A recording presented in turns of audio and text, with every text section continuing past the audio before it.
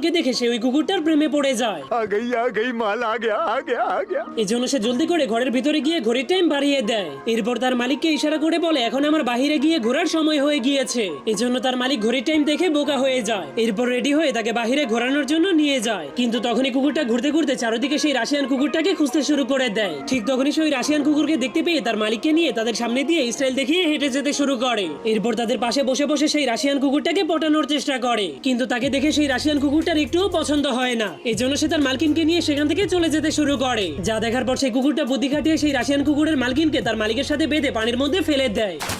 এজন্য তার মালিক জলদি করে মেয়েটাকে উঠিয়ে দেয়। এরপর কুকুরের মুখ থেকে টুপিটাকে কেড়ে নিয়ে তাকে পরিয়ে দেয়। তখন মেয়েটা তার মুখ মোছার জন্য রুমাল বের করলে দেখতে পায় সেই রুমালটা পুরোই ভিজে গিয়েছে। এজন্য সে তার রুমালটাকে বের করে মেয়েটাকে দিতে গেলে মেয়েটা তার রুমালটাকে দেখে হাসতে শুরু করে দেয়। এভাবেই তাদের দুজনের ভালোবাসা হয়ে গেলে তারা দুজন সেই দিনই বিয়ে করে নেয়। আর সেই চান্সেই চালাক কুত্তাটা রাশিয়ান কুত্তিটাকে পটিয়ে নেয়।